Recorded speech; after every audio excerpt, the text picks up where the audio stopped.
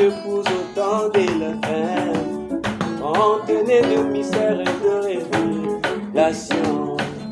Mais elle n'était pas pour que quand cette épouse la recevra, qu'elle puisse s'en réjouir seulement. Oh, oh. Marquer la vie de mystères et de révélations, se voyait elle-même dans cette épouse, faisant partie de cette épouse libre. Oh, oh. Voilà la prière qui monte au fond de mon cœur. Jésus-Christ, aide-moi vivre cette parole tous les jours de ma vie.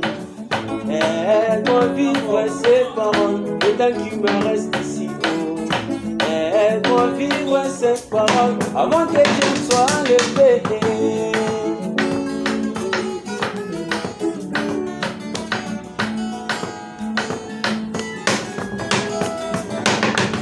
L'ouverture du 7e psaume ramène Christ de nouveau sur la terre. À l'exception de son corps physique, Christ esprit. Mais nous sommes sans ignorer que Christ est tout divin. Oh. Il est censé vivre quelque part. Oh, oh. Mais qu'est-ce qu'il a fait? Il a élu comme domicile le cœur des humains, faisant partie de ces gens dont leurs cœurs sont unis. Voilà la prière qui monte au fond de mon cœur. Jésus-Christ, aide-moi vivre cette parole tous les jours de ma vie. Aide-moi vivre cette parole le temps qui me reste ici. Oh. Aide-moi vivre cette parole avant que je ne sois levé.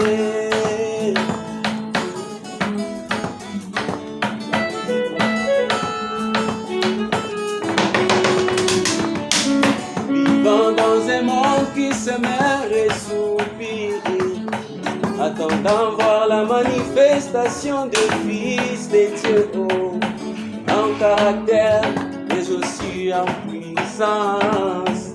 Ce monde n'a pas besoin d'ouvrir la Bible aujourd'hui, mais il a besoin de voir la Bible vivante en moi. Voilà la prière qui monte au fond de mon cœur. Jésus-Christ, aide-moi vivre cette parole tous les jours de ma vie. Aide-moi vivre cette parole le temps qui me reste ici. Oh. Aide-moi vivre cette parole avant que je ne sois levé.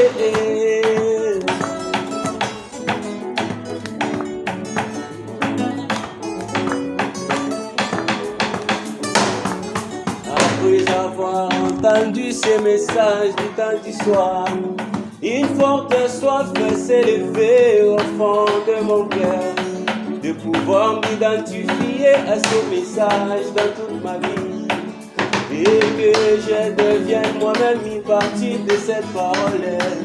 Voilà la prière qui monte au fond de mon cœur.